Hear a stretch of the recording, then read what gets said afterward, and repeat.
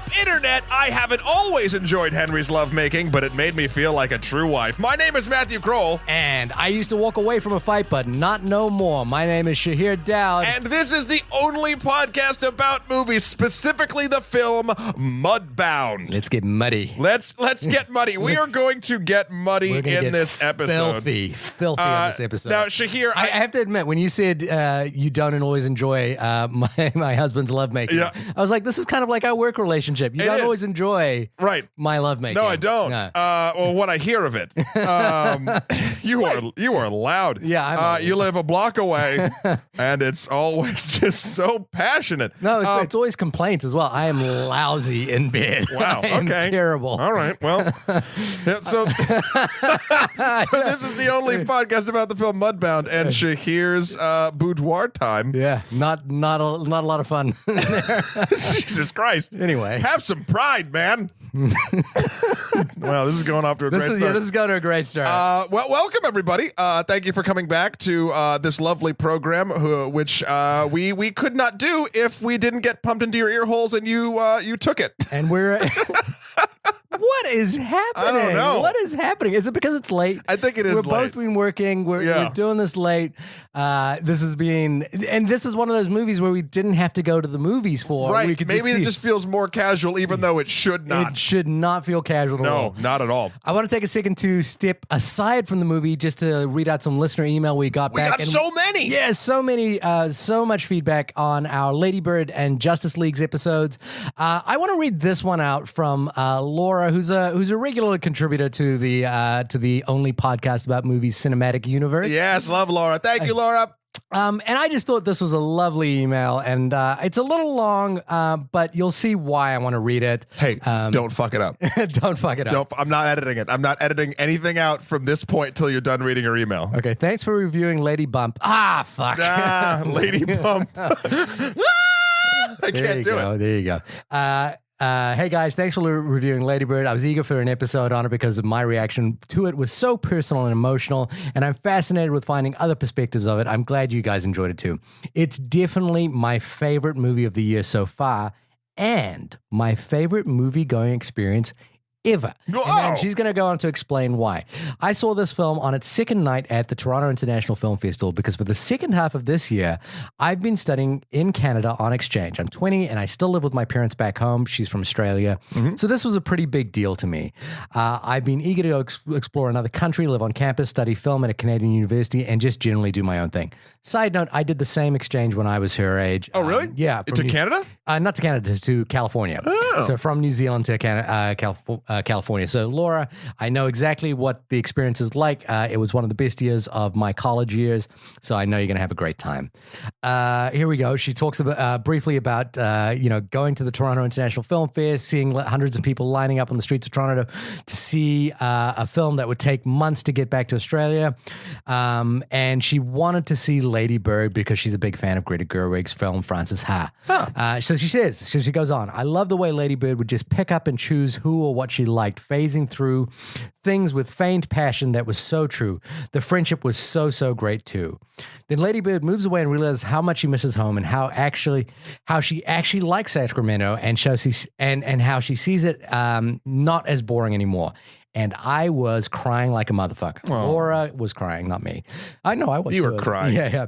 Along with the two Canadian strangers beside me. It was so accurate, it almost felt like the movie was talking directly to me, and I did not see it coming at all. I love those experiences when you feel like a movie has just been made for you, like for the experience that you're going through at that time. And this, just from all the stuff I've been hearing about people's sort of experiences by it, this movie just does that. The number one rated movie on Rotten Tomatoes of all time. And I'm so glad it's that. Right. It beat out Toy Story 3, right? Yeah. There you go. So the lights came on, and this is Laura again. So the lights came on, and I'm left to wipe away my tears and think about my mum and my life, I guess. When the presenter comes back out, she introduces Greta, Tracy, and Laurie. And being my first film at the Toronto International Film Festival, I had no idea that this was a normal thing that the filmmakers would come out. Oh my, she didn't know there was a panel? No, she didn't know. If I hadn't been shocked by a movie speaking directly to me about my life and emotions, then I was shocked now. That's so good. A quick Q&A happened, and the presenter says that they have time for one more.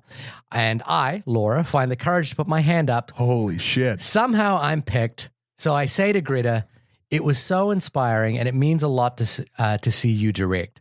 What women in film inspire you? And this is what this is what Greta Gerwig replied. I hope that makes you want to make films and that you already do make films. If that's the case, then I want to see your films. She followed up with a 5-minute passionate answer talking about filmmakers, movies, and scenes that she loves, and I remember none of the specifics because I was kind of besides myself. So that was my favorite movie experience. I doubt anything will ever top it. That being said, I can't wait to watch this film with my mum when I get back home to have a good cry with her. Laura, that's a lovely email. Holy crap. And I think you win the prize for absolutely the best experience of seeing Lady Bird. But also, that was pardon my terseness or I don't know, but that was some moving shit. That was so beautiful. Some moving shit. You heard it here first. So Laura, nice. that was lovely to read. Thank you so much for writing us that. Yeah, And thank it really you. made our week. And I think we too want to see your films. I think if anything, if that movie makes you want to make films and pursue your passion, and you're already doing it at film school in Canada, then I think you will make films worth us seeing. So Exactly. we would love to have that moment at some point in the future when we can say we've seen Laura's film. If you would ever like notes from two blowhards that don't actually make films currently, then send them our way. I do. I'm writing right now. I have a project. Okay. But Laura, yes, we would love to. If ever you're in the need of any assistance from two blowhards on the internet who know nothing, we know stuff. So now I'm defending it. We know stuff. I am not actively making a film right now. Yes, you are writing one. I'm focusing on television. Smell-o-vision. Ugh. I also, so thank you again, Laura. I wanted to read out this email from Maya, who said, I want to say thank you guys for being my first and only movie podcast I listened to. Hell yeah, Maya. Yeah, the title is correct for once. You guys are great. I discovered you guys a few weeks ago when I was going through Last Name Basis and thought to check you out. We were on Last Names Basis's Halloween episode. It was so spooktacular. I'm surprised you made it out alive, Maya. And Matt, well, we made it out alive because Matt was wearing a full Guardians of the Galaxy. I was. And I'm looking for the link for the video link of it. Yeah. I got to find it so you because can see Matt in full costume and Shahir in no costume. no costume. That's the important part. And this is where the penny drops here. Okay. Oh. Even though I hated your guys' review of Mother, I hated the film. That's amazing. Side note, and I appreciate that even though you hated our review of Mother, in your email, you wrote with respect how Mother is actually presented, lowercase with the exclamation point. So I appreciate that. No, and we're glad that maybe we could offer a second opinion, or maybe you could change our opinion with your Sure. thoughts on Mother. I do appreciate your opinions of everything else, especially your Justice League review. I also had similar feelings to your guys' thoughts on Justice League. I remember about 15 minutes into the film and just felt like I don't know why I was at the movie theater. Thank God I didn't have to pay for my ticket. I thought this film was so forgettable that I even forgot how Superman died, spoiler alert, and was just sitting in confusion throughout the whole film. I was right there with you, Maya. I completely understand. Same. Then she goes on to talk about how much she loved Lady Bird and how much it meant to her. She picked up on one or two little things that I thought were really great. One was that she appreciated that Saoirse Ronan had acne and acne scarring in the film, and that she felt like a teenager. So Yeah. I think that it's such a small thing, but it ties a lot of this film together and just makes it great. She recommends that we watch this movie side by side with Edge of 17, because these are two coming of age films that I saw in the past year that I've loved and really did justice, no pun intended, to the main characters in these films, and were also directed by women. I have seen Edge of 17. I saw it recently, and I'd love to check it out. I wasn't as enamored by it as I was with Lady Bird. It's very nice, but I saw it on home video and it felt like a home video-ish kind of movie. But I like There's the overcritical Shahir I know and love. Yeah, You've there you been go. too positive. You had to just shit on it a little bit. Just a little bit. No, I did like it, but it was a small film. We got one more email. We do. Time for one more email from Chris. Hey, Chris. Chris, whom we both actually know. Yes. But I like this email. Having seen Justice League this weekend, he writes, I wanted to hear what you two had to say about this. I don't know why you would. But Why not? Yeah. As a reluctant, quote, fan of the DCEU, a.k.a. I've seen all of them in theaters since BVS, as sort of a weird self-hated / penance for missing out and subsequently not liking the MCU. What? He does say, sorry, man, so apology accepted. Although with the Infinity War trailer right now, I don't know if I can actually accept that apology.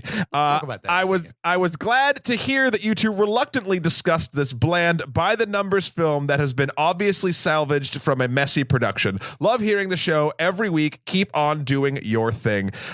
P.S. Shahir, you suck, smiley face, wavy emoji. That was nice. I think it's I have a thing where I always just insult Chris gently as I walk past him every day in the office. You know, like, wow. Hey, Chris. You're an asshole. What?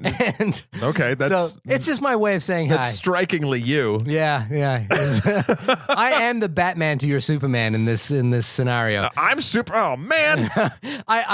Maya also pointed out one thing in terms of lazy filmmaking or lazy storytelling, and it reminded me of something we didn't talk about in our Justice League review, which is how Steppenwolf got the cube from the Justice League.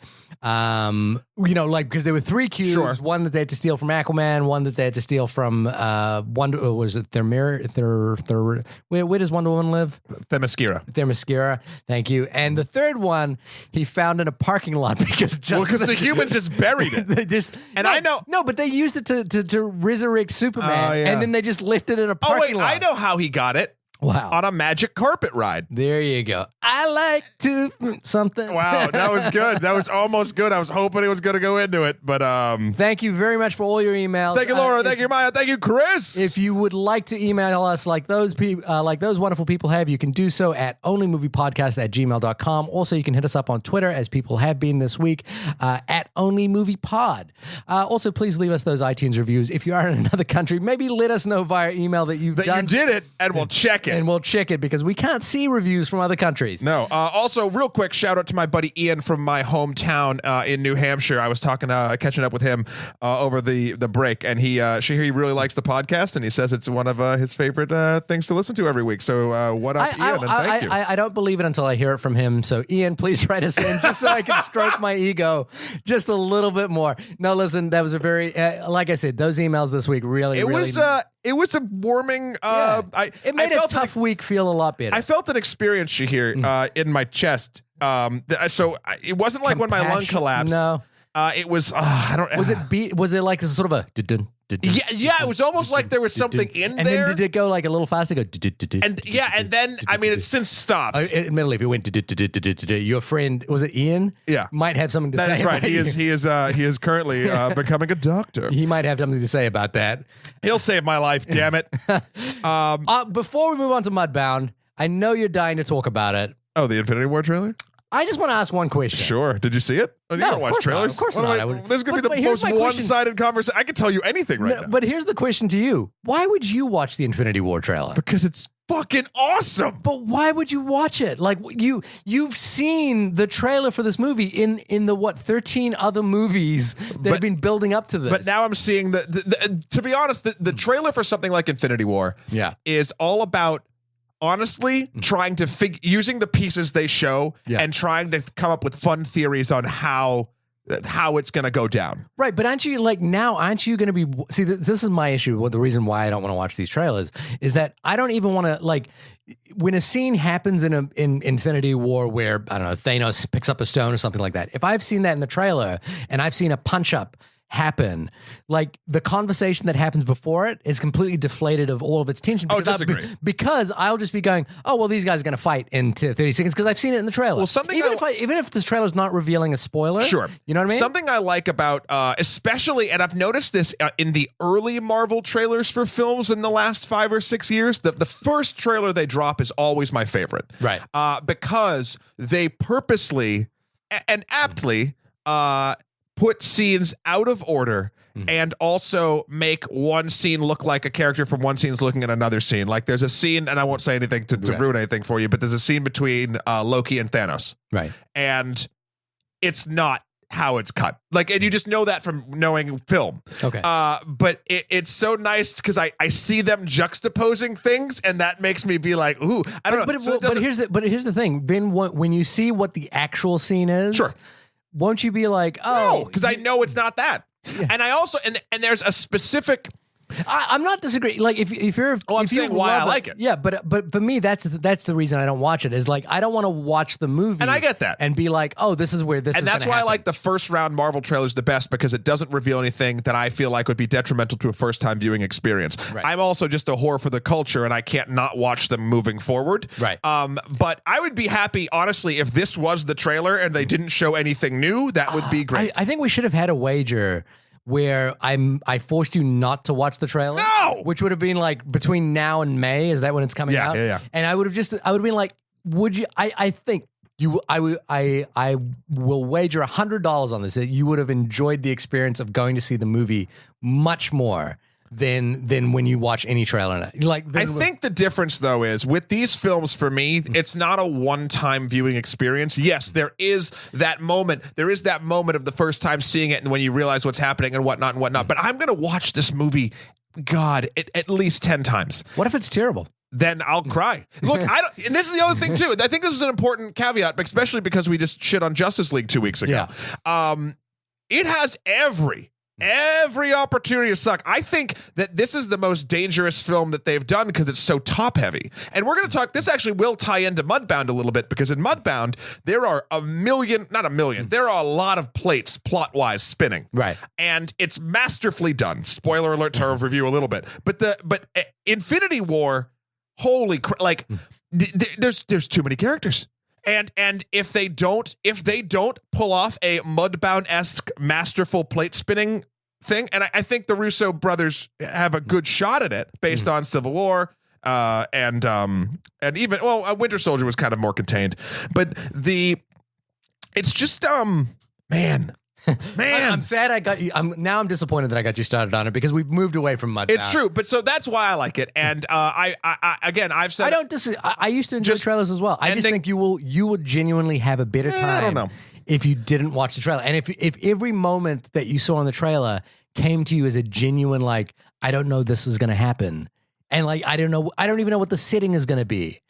Then I think there's some I can't even say it. I don't want to ruin it for you. But the end of the day, it is one that I'm worried about. Civil War had the best stakes, I think, of any Marvel film, and because it was personal, and because this is so big, it's going to be hard to be personal. But let's talk about something that's super fucking personal. Yeah. Down to 4 different narrators. Yeah, well, it's interesting. So we're talking about Mudbound. What is the IMDb synopsis for Mudbound? I have it right here. I happen to have, what a coincidence. What a coincidence that is. 2 men return home from World War II to work on a farm in rural Mississippi, where they struggle to deal with racism and adjusting to life after war. That's a good summation of the second act. That's true. There's a lot that happens before or after. Mudbound is now currently screening on Netflix. It was a film I was excited to see on Netflix. Based on a book by Hilary Jordan. Hilary Jordan, yes. And directed by a director that I've been keeping my eye out on for a little while, Dee Rees. Stop going outside of these people's windows. I know, it is terrible. Yeah. But she directed a film in 2011 called Pariah. Which I have not seen, but I will now. Which is excellent. It's an excellent film. It's a very small film, very small, intimate New York film, but very confidently handled. And I think it's a film about a young girl finding her sexuality, but in the African American community of Harlem, which may not be as accepting for queer and transgender people. And it's just that could make it what I've just described to you could make it sound kind of like a movie of the week, kind of, like morality tale or something like this. But it's really confidently handled, this movie, and it's really expertly told, and it manages to get intimate in ways without being showy. Okay. So it is really worth a watch, and that is available on Netflix as well as her first documentary. And I haven't caught up with a film called Bessie, which was a made-for-TV HBO film with Queen Latifah. She's been doing work. Yeah, she has been working, and this is the fruition of some work recently. A film that was acquired by Netflix at Sundance last year for $12.5 million. This is the first point I wanted to make about Mudbound before we got into it. Okay, you're gonna talk money. You're gonna talk finances. A little bit, because I want to say my jaw dropped during this movie. I thought this movie was astonishing, and I loved every second of it. It was a film that I put on very late at night and didn't think I would make it through. And That's always a nice surprise when you do. Oh, it's one of those things where it's like when you're halfway through it and you're like, I can't not finish this movie at this point. You know, like it doesn't matter what else I've got to do. I have to make it through this. So I was astonished. You know, we'll get into my thoughts on the story and the actual thematic of it. But the other thing that I was astonished by was when I saw what the budget of this movie was. This is a $10 million movie, and it feels bigger in scope than Thor Ragnarok, which we saw a couple of weeks ago. It feels bigger in scope than Justice League. It feels bigger in scope than most superhero movies or big budget $150 million movies that I've seen. I don't agree with that. But scope you can disagree with me in a second. Okay. Let me finish what I'm saying here. And the other thing I was astonished by was the length of it. Now, this is a long movie. Yes, and but it doesn't feel long. And I felt it was long. But then I got to the end, but I don't want that to sound like a pejorative against the film. It felt long because it felt rich, and it felt like there was a lot going on that I wanted to see. And I was kind of like, wow. I felt like I just got the experience that I normally get from a long-run TV show in 2 hours, and that so much story turns happens in this film, so much plate spinning, occurs in this movie that when it finished, and it was again, it's shorter than Thor Ragnarok, just for comparison's sake. I was astonished that this movie wasn't 3.5 hours long. It was 2 hours long, and it seemed full and dense and rich. And that's the word. I don't want to say like it felt long. It felt rich, sure, and textured, and it felt full. And so when I say it's long, it's long in a way that is really, really positive, despite being shorter than a lot of movies. Well, what was the word? Excuse me. What was the word you used before rich? The word I disagreed with. You felt that it was just bigger. The scope. I thought the scope of this was enormous. And I define scope for me, or what you're using the word scope for. Scope in terms of storytelling. Like, it is a big story. It goes a lot of places. It follows a number of characters. But this is the thing. I think you're thinking of the word scope in terms of like countries or sure. I mean locations. I think it's a deeper film with far more nuanced characters than a superhero film. I think scope to me So I don't want to get into too many spoilers about where it sort of happens, but it takes place over the course of, I think, maybe over like a little less than 10 years. Before, during, and after World War II. And but like scope wise, it from what I sort of determined for the word to be would be like it takes place on like a farm. It goes to Germany. And it goes to Germany. It goes to the war. 2 different settings in the war, which is just one in the air and one in the streets during a tank battle. And then it's just a farm. So like but this is the thing. It is, I believe I 100% agree with the word rich. Yeah. I 100% agree with the depth. Well, what does scope mean to you? Scope to me means like locations. Okay, like for instance, Dunkirk has a huge scope, even though the locations are minimal. Yeah, because the it feels. Hang on. I think you're misrepresenting the word scope here because Dunkirk is a small, intimate film, but it feels expansive and large due to honestly the way it's shot. Maybe let's try to have a different thing that I think has. Lord of the Rings has a huge scope. I think Lord of the Rings has a number of locations. I think that's what you're getting hung up on is the Kind word of. locations. Well, I mean, scope to me seems... Because the way you're using scope, the definition, the word scope actually comes from looking through a looking glass. Like that's what you're sort of doing. Right. You're looking far away. Right. That's what I take it sort of as. Anyway, this is semantical, and we don't need to bore people with it. But I it's agree. important I because- agree with everything what you're saying. I just don't agree with the word scope. I agree with richness and depth and tons of characters I guess- coming together in an so- enjoyable way. So the other, and the other film that I kind of wanted to bring up in relation to this, because it has to do with that comment that you made about multiple characters and plate spinning, was this really unusual thing that it does, which admittedly might throw you off, which is that it starts out with narrations from multiple characters. Love it. And like in classic screenwriting textbooks, they'll tell you that's a bad thing to do. Even some of the greatest films, Sure. Like Goodfellas and Casino kind of have that. What it does, though, that's really fascinating is it gives the eventual conclusion of this film, it gives every character a real stake in that conclusion, because we understand exactly where everyone is coming from. It's not as though we're jumping into this world and seeing all these multiple characters, different point of views, and that they're kind of all saying the same thing. They're actually all approaching the same story from entirely different points. Because it's so personal, it's a little bit of an unreliable narrator sort of experience. It's because it's not. How's it unreliable? And I don't mean that in a negative way. I mean that in a very positive way. How do you mean it is unreliable because a narrator. Okay, so you're normally told a story if there's a narrator from that one narrator's point of view, and it's normally what they're saying is either happening or about to happen or going to happen, and it's not necessarily emotionally driven or stuff like that. This is 4 different perspectives that are saying exactly how characters are feeling, as opposed to sort of like telling you what's going on. In fact, Dee Rees was saying in an interview that the thing she fell in love with the book first was the richness of the inner monologues of the characters, and that's why she wanted to sort of do it this way. And she knew that richness would not necessarily would not serve the normal narration sort of track of why you do narration, but instead would be more of an inner workings into 4 different characters' minds that would never really, like, the way they see the world is definitely not the same. Now, the word I'm gonna get hung up on here with you is unreliable narrator. I mean, you've heard the term before. Of course, I've heard the term.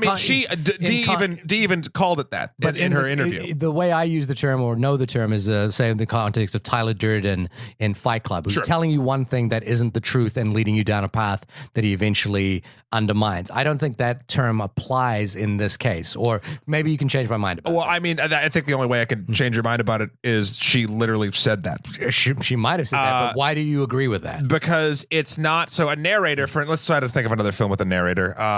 Goodfellas? Sure. So you're always from Ray Liotta's perspective, right? No. There are other people who have narration in that film. Oh. Well, then that's the same thing as this then. Yeah. Narration is supposed to be the a term thing. unreliable narrator has a very specific meaning in film, in the film language, which is an unreliable narrator is someone who is telling you something, who's giving you information that is false, purposely false, or purposely trying to deceive the audience through their narration. I don't think it's purposely false. It's false. Right. And it's only false in these cases because they are coming from everyone's own perspectives of how they see the world. False? Because no one way one person sees the world is true.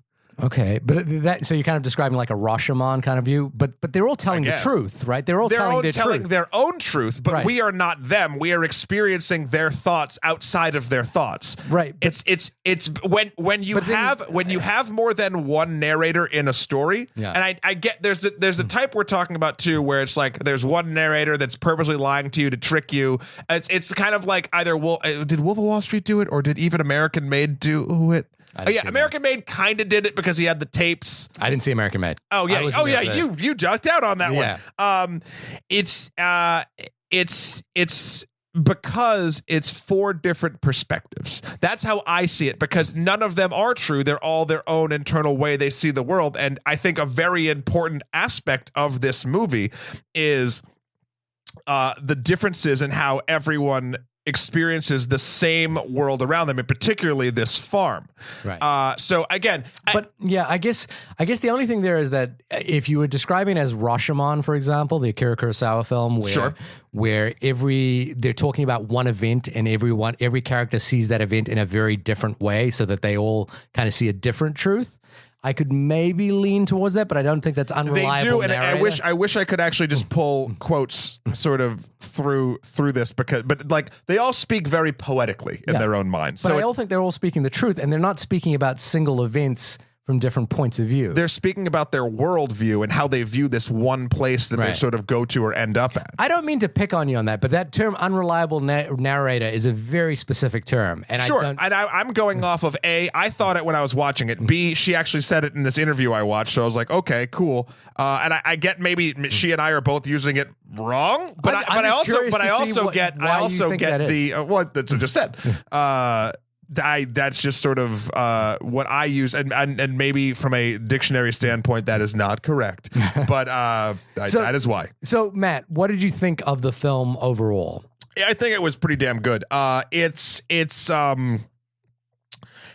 It's hard for me to watch.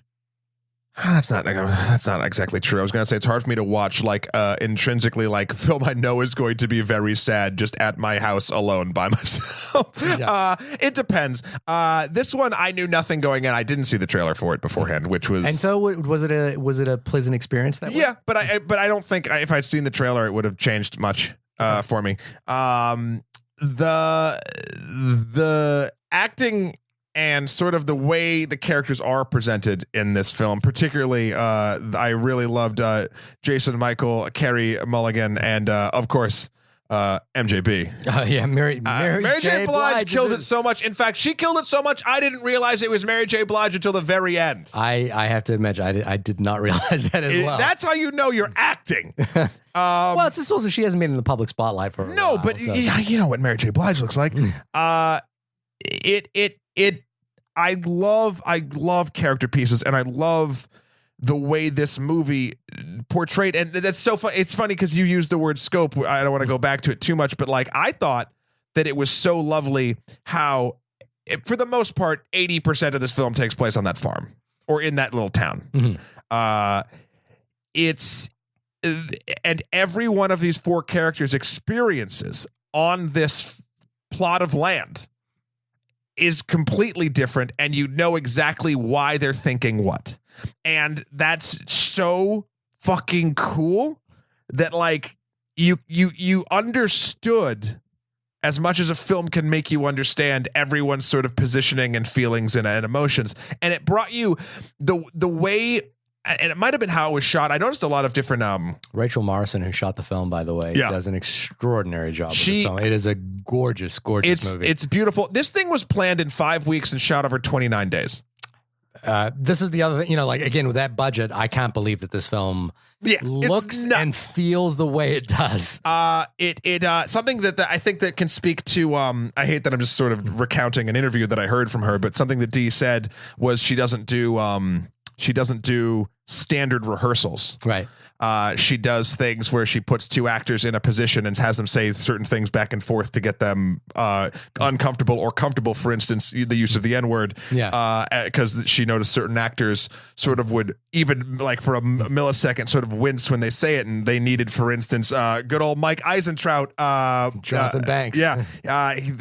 They needed him to like say it. Yeah, say it without any hesitation. Yeah. And I found that technique interesting. God, Dee's whole story is so fascinating to me. She worked for Procter and Gamble, right. And then she just like went on a commercial shoot or something, and then she went and asked the PA what everything was, and then she's like, "How do I go to film school?" And then told her about new school, so she quit and like got a different job and went to new school, and they just started making movies. And I'm like, "Fuck yeah, Dee!" Well, like, it's extraordinary because she's got such a command of the cinematic language that it's like I can't believe she wasn't born to do this. So good. Well, she was. Yeah. It's just it took a detour. Yeah, it took a detour. It took the Procter and Gamble detour. Yeah, don't we all?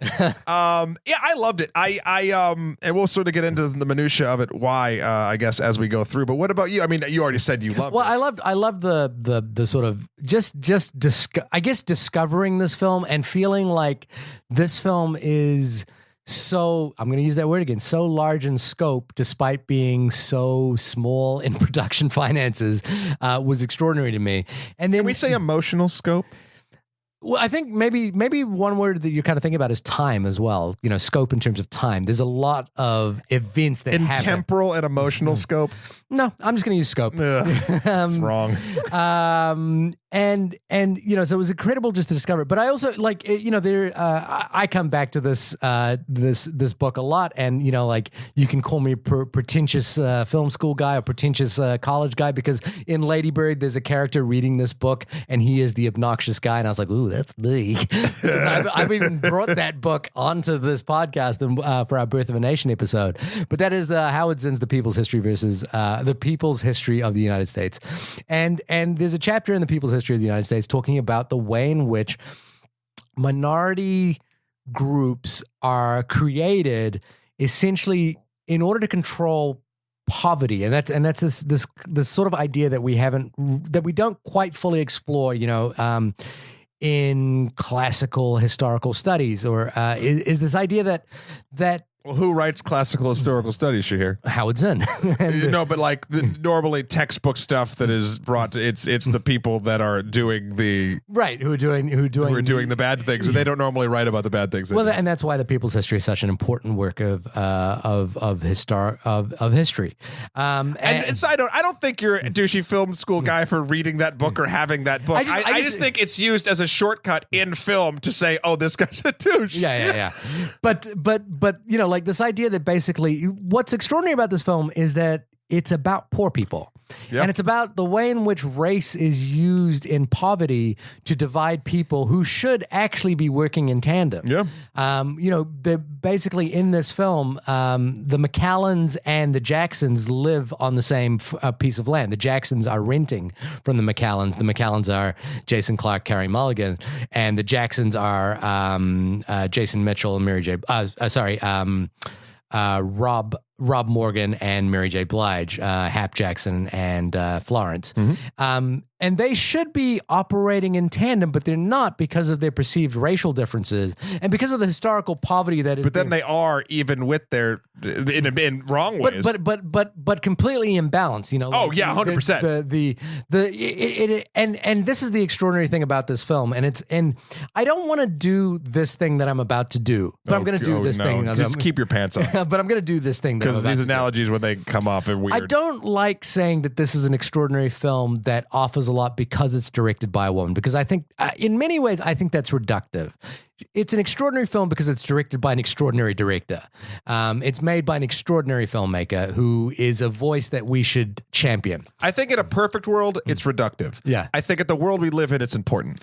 It's important to note that the way in which tiny observations are made in this film about the way in which race the way in which race basically reduces an entire people out of privacy and out of the perceived benefits of being a freedom loving country of America.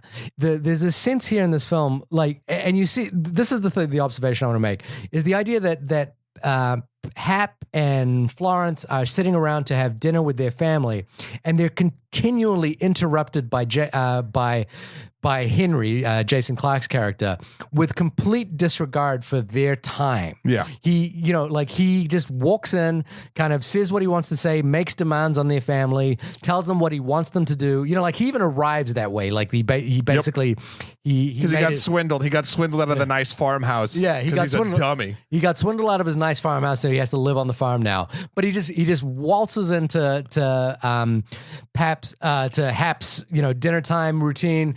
Where they actually get a moment, and I think he even kind of does that when later in the film, spoiler, when Hap gets injured, his complete disregard for that injury. Yeah. He has a complete disregard for everyone else but him in the entire film too. He has a problem with women in the same regard because he doesn't even tell his wife that they're doing that or that his father's moving with them. Yeah, exactly. He has complete disregard for that. And I think so I don't want to say that that's because Dee Rees is a Black female filmmaker. I want to say that's because she's an extraordinary filmmaker who gets to the heart of what is wrong, what is created, what the imbalances in this situation. I think I have a perfect sort of caveat for this, and maybe you can correct me if I'm wrong. But I do think it's important to say that she's an African American woman director who did this because of the world that we live in, like I said. But something that proves your point that it is sort of just circumstantial and should not be like the reason you see, like that sort of thing, is the following.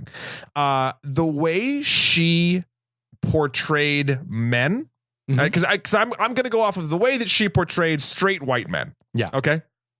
Was some of the best portrayals of straight white men I've ever seen. Right. And because of that, and because of all of it, but do you know what I mean? Like, that's something that she is not. That's why she did everyone perfectly. Yeah. And things that are in her wheelhouse, things that are to the side of her wheelhouse, things that are out of her wheelhouse, because she's a brilliant director. And I think that amongst all the different multitude of technical aspects of this film and how she pulled this off from a budgetary thing and everything is so masterful that you can't deny that. And it is important to say that she is just a masterful director. Yeah. But again, I'm flip-flopping back and forth on my own point. It's because of this fucking world we live in that it's important. Potentially true, but I think that the thing that you're mentioning is something I brought up at the beginning, which is that the voiceover allows you into the story intimately from everyone's perspective, and it gives you a real sense of stakes for every character. So that the thing about this movie is, and I think we could get into this as well, is that I think this is entirely an Oscar-worthy film, and I tweeted as soon as I saw the film, I tweeted that I think Netflix has got their first Best Picture nominee. Did the Academy get back to you? They did. They said, "Shut up, Shahir. Stop tweeting at us. Did they say you're not? You're not welcome, and you never will." Yeah. That's what they said. Fucking Oscars. I cried myself to sleep. No, we're gonna start our own. We're gonna start our own Oscars. The Topam Oscars. Except we're going to go crazy with them, go to the Toe Jam Oscars. Oh, anyway, moving on. What I took it one step too far. Okay. Didn't I? Yeah. The way in which she and her screenwriter, Virgil Williams, craft this narrative could be, you could say that this film, you see where everything is going, especially the character of Pappy, played by Breaking Bad himself. Yeah. It feels like you know exactly where this film is going. But even if you do, every moment is still rich and full, and when the turns come, they're completely earned. So it's like it's almost like watching a chess game get played out perfectly. Sure. And knowing exactly how this game is going to get played, but marveling at how beautifully it was played. And that's what this film is. It is a beautifully executed story that we kind of know the direction it's going to go. There are surprises to be had in it, undoubtedly. But it's just kind of there's a wonderment to watching something executed so perfecly. And I think that's why I was astonished by this film. And I wasn't expecting it to be as good as it was when I started it up on Netflix. And that's not a diss to Netflix by any means of the imagination, but like I just wasn't expecting how powerful the story was going to be and how engrossing it was and how Oscar worthy it was. There's a lot of performances that I think that are really in particular, Rob Morgan, Jason Michael, and Mary J. Blige. Yeah, and Mary J. Blige, and Garrett Hedlund. Garrett Hedlund from Tron. Yeah, which is so weird. Yeah, he's been kicking around for a while. Like he has got the kind of, I hate to say it, but boring white man kind of, like trait. Yeah, but in this film, it's something really interesting, and it's this realization that he has that his privilege means something. Yeah. It's an extraordinary. God, there's a scene, I guess we're in spoilers. Yeah. the reason. So when they both come back from basically, we haven't sort of even said this yet, but the brother of the Ronzel and Ronzel, who is the son of Hap and Florence, and also Jamie, who is the brother of Henry. Both go off to war. Jamie is a bomber pilot. And he might actually be the guy who drops. I don't know. I don't know planes. And then Ronzel was a tank driver. And they both have sort of similar awful experiences in that regard before they come home, watching a lot of their friends die. And then when they come back, Jamie is super nice to Ronzel, way nicer than anybody else is sort of on the farm. And the sort of I guess you'd say Jamie's cultural awakening happened when both his gunner and his co-pilot were blown away in front of him, and he was saved from being shot out of the sky by the Germans by a red tail. Was it so? Is that the Tuskegee Airmen? They are the red tails. Yeah. So I wasn't. And when I saw that, I shit you not, I literally was like, I yelled holy fuck in my apartment, and I was like, that is so fucking cool. And Zoe looked up at me, my cat, was like, I don't speak English. And it was one of those moments where it's so interesting. You see a character who I don't think was overtly, wasn't overtly woke. or he wasn't overtly unwoke before, but he still wasn't. And to have that moment that just sort of shakes you out of your complacency. Really have it be such a visceral thing. And I love the like minor historical tie-in. This is my kind of war movie, right? Because this uses war as a catalyst and not as the spectacle. And that's an extraordinary thing, right? Love that. And it's funny because you could argue that the limitations of budget make the war not the spectacle. But it actually feels like, no, this is exactly the right choice. This is exactly what you need to see of the war in order to understand what's going to happen. I don't want to see the fucking battles. I want to see what happens to these guys. Like I want to see as close as I can get to these men and see what actually happens. And the war is not important other than it gives, but it's the stage of the war that's important and how the men interact with it. For instance, Ronzel is treated as more of an American and as a full American citizen in Germany after the war is complete, even during the war, but then when he comes home. The sad part about that is I have African American friends that have traveled overseas who say that is true today. You know, like when they go to Europe, they're suddenly confronted with this notion that they're not an African American, they're just an American. And it's this strange experience where they're treated as an American, and it's something that they don't get treated here. And so to have the film echo that was kind of extraordinary. The other film that reminded me of was the Hughes brothers film Dead Presidents, which talked about Vietnam veterans returning home. But I think Ronzel's story in this film is just heartbreaking, and the amazing thing is that's the heart of the film, but he's not the main character in the film. You know, he is one among many central players in this film. And I mean, the movie sets you up as if Laura is going to be the main character, as if Laura's story is going to be really important in this, but it's not. I'd be curious what the pie chart percentage of the novel is. Right. I haven't read the novel at this stage, but I'm actually eager to read the novel after seeing this. And the other thing was, I'm coming back to that term richness that I was thinking about before, is that it feels novelistic. You know, it feels. I think the narration has a lot to do with that. Yeah, it feels very rich, like a novel. And plate spinning.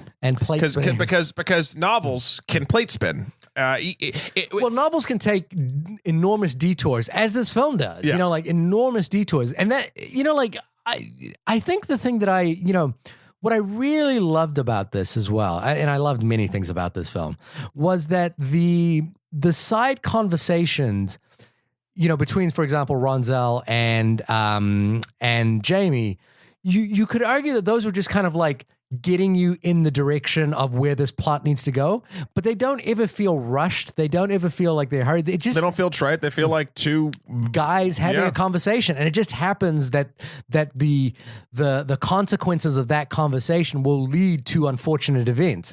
But none of those conversations feel unearned. Like they feel like real interesting conversations, and they're written from a place of these two characters having. What's cool about it is that it feels like these two characters don't know what's going to happen to them by having this conversation. So they're just having a conversation. Sure. Whereas in a lot of films or a lot of, in a bad example of this, they would be talking about how they can't be together. Yeah. How they can't An hang awful out. script would be like, we shouldn't be doing this. that Well, would I be- don't care. Yeah, my daddy's going to find out about this. But it's not that, because they have no frame of reference for that. So it's just two guys having a conversation. And I love, even Mary J. Blige. The reason why you could argue that Carey Mulligan's character doesn't even need to be in this film. She could literally be a side character whom you just see once or twice. But because we see her having to cope with like being uplifted from her world into this new world, and I think some of her narration even says it. I suddenly learned how to skin a chicken and cook it, and learned how to clean stuff. When she suddenly has to when Florence comes through and is offered to help, to assist her, there's a kind of a kinship between these two women, even though it is completely unbalanced again. And Florence talks about the fact that she's helping the white woman's children because it's an act of it's saving her own children. She knows if she says no, her life will become miserable, and her children's life will become miserable. But so by taking this position, eventually in the film, she takes a role as to be a nanny or a support. But she does it from we kind of get the full breadth of her thinking and her conflict about whether she should take that. She doesn't want to take it. She knows that her husband Hap doesn't want her to work there. But he's hurt. But he's hurt, and Hap doesn't want. And then we understand exactly why Hap is conflicted about this, because He's know like, you're going to take the time to take care of her children and not take care of your own children. Then she kind of fires back with, actually, it's exactly to take care of my own children. Exactly, it is, and it's also like Hap has this dream of owning his own land, and he wants to have purchase and agency, and he knows that essentially if they get sucked up into the world of just helping the McCallans, they will lose everything that they've earned. And their life is so much more fragile, where if, it's not to say if Jason, if Henry McCallan didn't get hurt, they would be in jeopardy. Yeah. But Hap getting hurt, means that they might not make the harvest this year, and it could mean the entire downfall of their family. Sure. We've been singing a lot of praises about this movie. I have two small gripes if we want to just to spice it up. Okay. One, there's a third family, which apparently is more prominent in the book, that you only see very briefly. Just enough, I thought. I think it's a poorer white family. Yeah. Who also works for Yeah. I felt like it was a little bit to help Laura's storyline more than anything, but it felt a bit perfunctory. It felt like you should either cut them or do something a little more with them, to me. Again, this movie's so full, I don't need more. I was like, I think I don't disagree with you. It was the only fat on this film. But the thing is, again, it's done so well that I didn't feel it was fat. But there's so much. But this is the interesting thing about fat. Fat's delicious. Yeah. But I already have a full. I have more than enough for a 7-course meal right now. Here's the thing. I wouldn't cut that. I wouldn't cut their scenes. I think their scenes add to the tapestry of this film. I could have done without them. Right. I wasn't even when I was even watching the reveal of what happens to the woman. Yeah. It just didn't. Okay. Cool. I didn't. That wasn't a Laura's character, for being the first character we're sort of introduced to, was the one I was involved with the least as the story progressed. Right. So her feelings about that particular thing, which didn't really have much to do with what was then, by the second half of this film, really the main plot line, I was like, okay. Think about this though. Basically, there are two. The McCallans are kind of the master of their domains. They own the farm, and there are two poor families that live there. Well, both one of which gets fired. This is the woman that we're talking about in this film. And she, that woman, Lucy Vera Atwood, played by Lucy Faust, comes to Laura and to plead her case because she knows that she can influence Henry's decision by talking to Laura. Sure. That's not a privilege that Florence has. In fact, Florence gets into the same position through no fault of her own. Sure. And Laura has to like go behind her husband's back in order to do the same thing. Like she has to steal money. Here's the weird part. You said that this woman knows that she can manipulate Laura. No, not manipulate, but she knows that she can. She knows because she's white. She can go and have that conversation. But here's the deal with that conversation: it gets her nowhere. So technically, she was but wrong. They stay on the farm. No, they don't. Yes, they do. They stay on the farm, which she only dies. They only end up leaving the farm because she kills her husband because he's been molesting their daughter. Yeah. But they're not on the farm anymore. They are on the farm. Here's the thing. He kicked him out. Hold on. Henry fired her and said, "You're out of the farm." Yeah. But then they stayed because she pleaded with the law. No. Where are what they? happens is they're still on the land. He's not working for them anymore. He's not making money anymore by the thing. He fired him off the farm, which is another reason why he was pushing more for Hap to keep working and having his family work because he fired another hand because he was fucking useless. They were still on the property, or maybe they weren't even. Maybe they were off the property. Because I thought the thing was Henry said, "You can't kick me out." Henry tells her husband, "You can't kick me out. I've got nowhere else to go. I've got another child coming." So I think they were still on the. Like, why would they stay? Why would they stay if they weren't working on the farm? Then this sort of further proves my point. It is not clear where they are at that point. They never have the moment, for instance, that we have when Laura helps out Florence. We never get that moment of clarity that she actually did anything. We actually don't even find out really what happened. Are they still on the farm? Is he working? Is he not working? Are they gone and sort of off the thing? And then the wife keeps coming back because she's trying to talk her into it. We don't find that shit really out. It's not specific, and I feel like it was just a little bit perfunctory. If you're going to go down that road, go down the road. Don't and give it a little more meat. But I honestly think that this movie is so chock full of things that because this is given the least amount of time, and I think from what I understand of the book, all three families have a bit of a bigger chunk. Right. And this is the one that had to go a little bit to make room for everything else. I'm glad it went this way. I'm just saying, and it's just how I feel about it. It just felt a little bit either go down it and make it a little longer or get rid of it. I don't think it needs to be gotten rid of. And I think for me, the presumption is because they're still on the farm and she's still there, that they didn't leave, because why would they stay if they weren't working on the farm? They're squatting, or they moved off the land, but they're still in town or they're homeless. What if they're homeless off the thing? We're never told. So that's my point. Right. And I would infer because they're still there. But we never see them. We never see them on the wife, the woman who keeps coming and asking for help, wanders back, but she doesn't. We don't know where they are. Like, it's not clear. So I'm just saying, if they wanted to I can agree with the point that it's not clear. Sure. I would just go, you inferred a thing, I inferred a thing, it's not clear. Right. My second thing that I have a problem with, and this is a pure me thing, this should not be a thing for anybody else, but the church scenes. Okay. They're building a church, I guess, on the land or in the town or something happened. Or it might also be... it's just never finished. It's like open as a half roof. It might just be an open church because it's hot. I don't know. No, but as the movie goes on, it gets further and further built. Does it? Yeah, a little bit. Not by much, but it does. It changes. Anyway, I thought it was an open. There was a choice, a technical choice, to have the audio of everyone in that church speaking or singing sound very echoey, as if it was in a finished big echoey church. And It wasn't. It was a small unfinished church. I get the reasoning behind it. They were supposed to be sort of giving the power of the location and their feelings and all that stuff, and I get it. But for whatever reason, because I'm not a church-going person, I believe, the technical aspect of it, instantly I just sort of, there's the only time of the entire movie that took me out of the entire plot was I was like, oh, that's not what that space would sound like. And again, it's just I'm going to just say that's I'll chalk that up to just you on that one. Yeah, it is. Because I didn't even notice. Yeah. No. And maybe it's because I've been working a lot with sound lately or something. I don't know. Yeah. But it's probably a combination of being an atheist and also working a lot working a lot with sound. But again, I remember, these two. Oh, sorry. I remember sitting in. It was Frost Nixon with a colorist, a professional colorist who worked. Could he not enjoy it?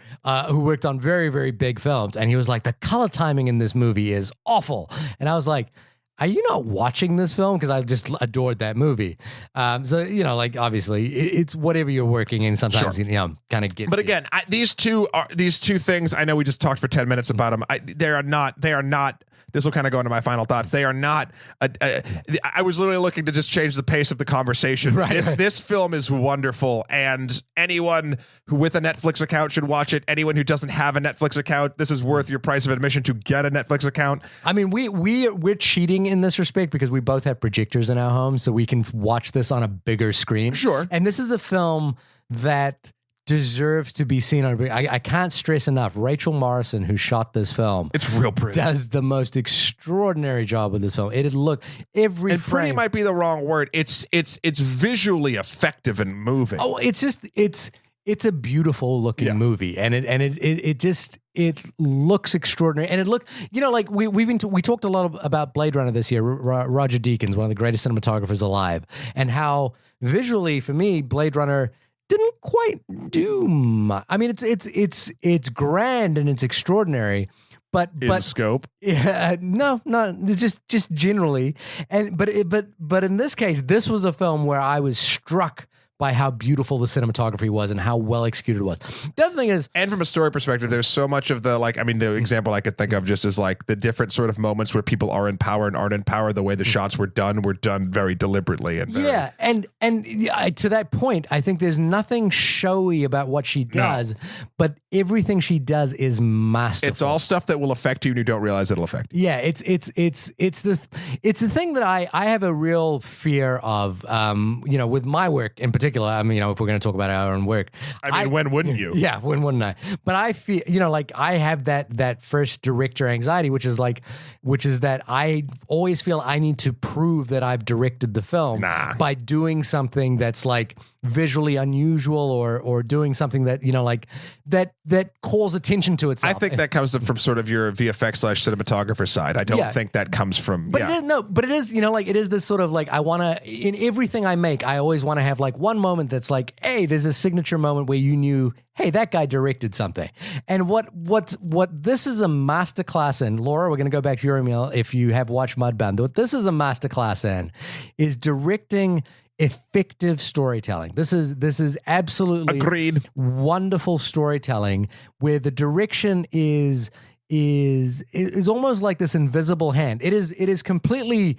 This movie is shaped by its direction, and the performances are shaped by it, and the cinematography is shaped by it, but it never calls attention to itself other than for people who break down films like us to call attention to how masterfully done it was. Agreed. This is simply tremendous work. I can't wait till Dee directs the next James Bond movie. Yeah, that's what's going to happen now. I mean, look, I would love her to get this is that thing where you want your filmmakers to be successful. You want them to be successful, and you want them to have an easy time making movies. You want it to be like pleasurable and easy, and for them to like reap the rewards of their own success. So we want them to make a lot of money. We want them to not have to like struggle and scrape and be able to pay their rent and just concentrate on their work. But suffering builds character. I mean, again, just seeing what she did with $10 million for this film makes me go, this is a filmmaker that I think what I want to see, what I think I would see, if I saw $100 million film from her, it would be like no other. It would be like seeing Mad Max Fury Road, where that budget is so much on screen where you're like, they're not wasting a single dollar. And that's what I want to see is I don't want to see her like getting $100 million to make a vapid film. I want to see her getting $100 million to make a film. With the caveat of I want to see her with $100 million that she has full control over. Yeah, and I want to see her like fully give me $100 million film that nobody else could do. Because I at this point, I'm 100% aboard this train. Yep. I want to see everything this person makes from now on. I hope she gets, I will see any film you make. Yeah. I hope she gets a Best Director nomination. It's thoroughly deserved. Yeah, 100%. The only thing, I don't know how This film, because of its, its historical significance, because it's dealing with race, because it's dealing with issues of poverty and inequality, and it's got that sort of classical, almost Gone with the Wind-ish scope to me, A realistic Gone with the Wind. Yeah. And you could argue, this is a phrase you've used before, is Oscar bait.